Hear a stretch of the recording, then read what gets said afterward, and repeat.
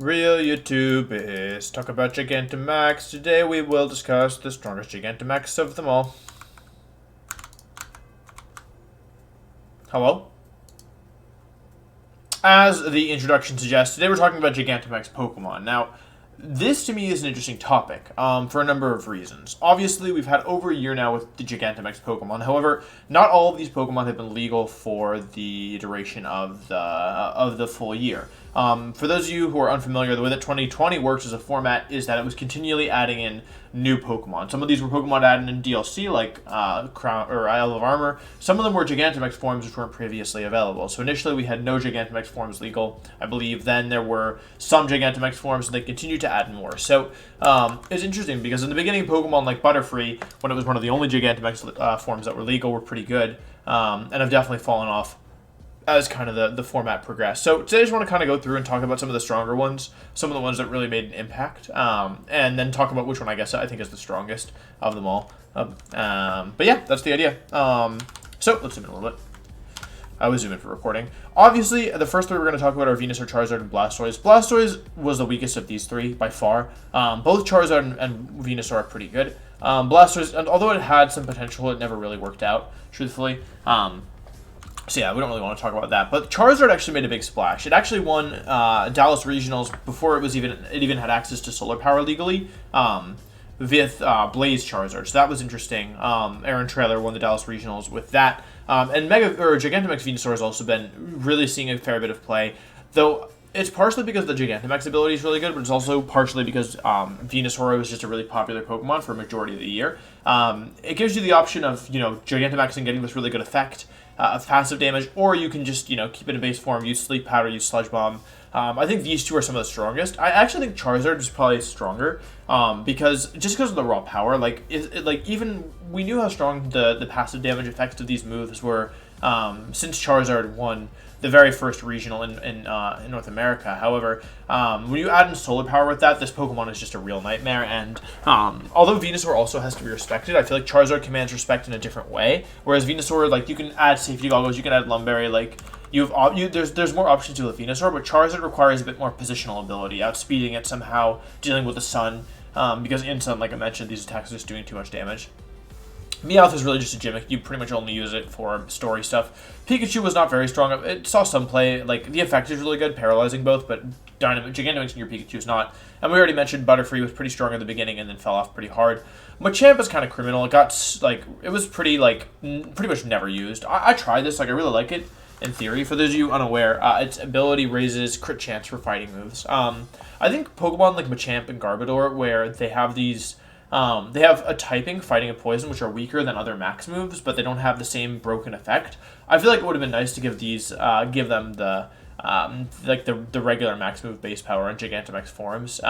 Because yeah, basically if I think you could have maybe justified using Machamp with Gigantamax if it had higher regular base power moves on its fighting moves, but with the lowered base power, it's just really not worth it. Genjar is a Pokemon, base Genjar doesn't play, but pretty much nobody used Gigantamax Genjar. I don't really know, it seemed like it could have been strong in theory, but I think there was just too much Dragapult running around in Cineroar. There were too many Pokemon that gave it trouble, and you could justify it as a Focus Sash user, but to commit your max to it per game is pretty much a lot. Kingler is another Pokemon with potential, but was pretty bad. Lapras, you can make a case for being one of the stronger ones. This thing had a really big role around the middle of the formats. The effects at Super Aurora Veil for 5 to 8 turns, depending on if you're holding Light Clay or not, and this effect is just extraordinarily powerful. Yeah, Light Clay for 5 turns is strong if you want to use Life Orb or Weakness Policy Lapras, which you saw some play of. There's also Light Clay Lapras, which just gives you 8 turns of screens on a bulky team. So, yeah, this thing can be really, really dangerous. Definitely one of the ones that's up there. Eevee is not very good. This is mainly gimmicky. Snorlax also played towards the beginning of the format, but fell off incredibly hard. Basically, the issue with Snorlax is that the nerf to the Pinch Berries really hurt it, and it's just not consistent. It's really difficult to set up. Yeah, it's cool in theory, but not the best in my opinion. Garbodor is probably one of the, if not the worst, one of the worst. I mean, it's not as bad as Eevee, but yeah, basically just poisons both, which is poison's objectively the weakest status condition in VGC right now. Actually, in always, except when we had Toxic. At one point, Toxic was okay in 2017, but yeah, Garbodor is a bad Pokemon, and the effect is bad. This thing was never VGC legal. I think this puts Torment on a Pokemon. Rillaboom, Cinderace, and Teleon. So Teleon is the worst of the three. Rillaboom and Cinderace are both really good, though. Although they don't get the passive damage of the other starters, they do get just, like, 160 base power on all their max moves that are Grass-type or Fire-type, respectively. And that's, like, really strong. These things didn't dominate. Like, their base forms were really strong. Or, like, Rillaboom's base form was really strong. Cinderace often wouldn't even run a fire move. But it's just such a strong Pokemon in Max, G-Max or D-Max, depending on if you have fire or not, that it was still really good. I don't think the effect is that good, but I think the base Pokemon here, when you max them, are really, really good. And Rillaboom is really good outside of Max as well. Inteleon was really bad. Corviknight is, I guess for VGC, probably the worst G-Max Pokemon in the sense that, like, you would never run G-Max over D-Max Corviknight. Orbeetle's cool, Sense of Gravity, has basically no play. Like, people tried it. That's really loud. People tried it. It just wasn't good. Like, no matter which way you slice it, it just was, like, not a good Pokemon. Dreadnought as well. I think that if this were... Okay, so Dreadnought's ability sets up Stealth Rock on its water moves, which makes it, like... This is another anti-synergy. Like, if it set up Stealth Rock on the rock moves, I think it would be maybe passable, because that way you could use Dreadnought, G-Max it, use Max Geyser to set Swift Swim up, and then you could use your rock moves without overriding your Geyser. But since it's over the water moves, like, it's just a waste. It's just, like, a huge waste. Colossal is another one that has potential to be the best. I really like Colossal. This thing won the Players' Cup 1. It's a very, very good Pokemon. Same effect as Venusaur, Charizard, Blastoise, but instead of on fire, grass, and water types being immune, it's rock types that are immune. Also, a really cool ability in Steam Engine, pairs really well with Weakness Policy. Difficult to use for sure, but overall a really strong Pokemon. Flapple and Appleton are both pretty bad, honestly. Flapple, oh god, like lowers evasion, and Appleton cures status. Like, there's pretty much no reason to use these things. In my opinion, they're just like really bad. I mean, maybe they're situationally okay, but they're overall really garbage, and like they're not good Pokemon to max at the end of the day. Sandaconda is actually interesting. I think Sandaconda and Centiskorch as well. We'll talk about these two together. They set up Sand Tomb and Fire Spin on the opponent, which prevents trapping, and it sets it up on both opponents. So if you use Max Ground into Primarina and the opponent has a Togekiss next to it, you'll actually end up getting Sand Tomb on both, which, like I mentioned, prevents switching and does passive damage. So for a number of turns, so the effect is actually pretty good. I think that these two had a lot of potential, but were never really fully explored. Like, I know Sajin used Centiskorch a bit, and I know there were some Sandaconda teams, but like, yeah, like I think they were just too far behind in terms of power. But cool concept at least. Toxtricity didn't see much play. Like, a couple people tried out Toxtricity. It felt like it picked up steam towards the late ends of the format, like Series 4, Series 5, around there. I know people were using it with like Corviknight. I never thought it was very good. The effect, if it was like Pikachu's effect, I think you could justify using it where it paralyzed both, but it either inflicts paralysis or poison on both of your opponent's Pokemon, and like we mentioned, poison is just so bad that, yeah, like it's pretty much not worth, like, you can't justify using Max Toxtricity. Hatterene is a really good one. Hatterene is another one that like is a contender, in my opinion. The thing is that base Hatterene is really strong, but it kind of does what... You know how we were talking about with Dreadnought, how Dreadnought has anti-synergy because you want the rain to be up, but you... Max Rockfall like is going to overrate your rain, and Max Geyser doesn't set it up again because you set up Stealth Rocks. Hatterene doesn't have that problem. You really want Psychic Terrain to be up with Hatterene so you're doing big damage with your Max Psychic moves, and the way that G-Max Hatterene works is that Fairy is overwritten. Instead of setting up Misty Terrain, you actually confuse both targets. That's an absolutely broken effect. Really, really strong, and yeah, Confusion is just like, it gives you so many chances to win the game. Grimmsnarl. I used to think Grimmsnarl was going to be broken. It's really not. Like, it basically has a chance to put Yawn on the target, and the chance isn't even 100%, I think.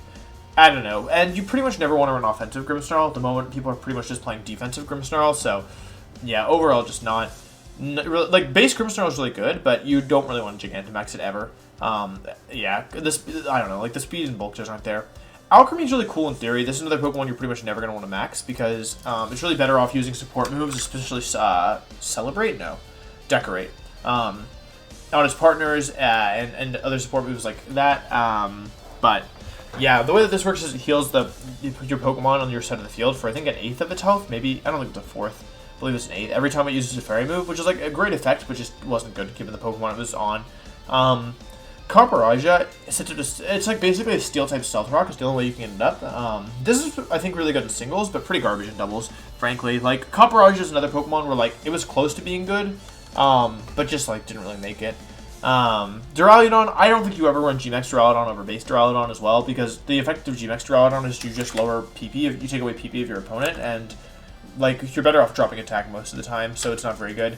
Urshifu and Urshifu, these are interesting effects. It allows their dark and water type moves to hit through max guard, which is really good. However, the thing is that if you think about, max Unseen Fist, max darkness coming off of Urshifu is a 130 base power move, and you already without maxing have 120 base power moves. So like you're basically maxing. You basically only use max on Urshifu either to hit through a max guard or to get bulk. So it's really not like it's not a great max candidate because you also, because you're not only do you not really get that much stronger, but you're also losing bulk. Believe it or not, or you also have a chance to lose power because an intimidated Gmax Urshifu is a lot weaker than a non-intimidated based Urshifu. So these ones should never Dynamax. So after going through them, I'm going to say that the contenders for the best ones are Charizard, Lapras. I don't really think these I think these are good Pokemon, but not because of their Gigantamax, so I'm not including them. Colossal, and Hatterene, and that's it. So those four. I honestly think that probably the best one is Lapras. I think Lapras' Gmax does the most for it. You wouldn't use Lapras if it weren't for its Gmax form, but it becomes one of the best Pokemon in some of the formats we played. Excuse me, because of its Gmax, its ability to Gmax. So I think that Lapras probably is the best Gigantamax Pokemon. It's either Lapras. I think it's probably Lapras, Charizard, or Colossal. I don't think it's Hatterene. But yeah, I'm going to say Lapras here. Although I think Lapras, Charizard, and Colossal are all fair answers to this question. And maybe other answers as well. Like, you could probably make a case for Venusaur. I just didn't feel like it. I just don't feel like it's the answer I'm looking for here. But yeah, I think that Lapras probably does the most with its max. The effect is just so broken. Like, it's by far one of the best effects of a Gigant. Like, being able to do damage and set up 8 turns of screens, when you consider that, like, people will run Pokemon with the intention of just getting screens up, right? Like, I played in the Players' Cup, and if I got a Reflector or Light Screen up with my Regieleki and then it died with Lycanroc, I'd be like, well, it's a fair trade a lot of the time. Like, okay, now I'm in a good position to win. And like, you can do that with Lapras. Like, you have to give up your max, yes, but you can also do it while doing damage, and you like almost have guaranteed screens. So it's just absolutely broken. But yeah, that's kind of my analysis of the Gigantamax moves. Let me know what you think. Let me know if you disagree. But yeah, other than that, thanks for watching. I hope you thought this was interesting, and I'll see you next time. Peace.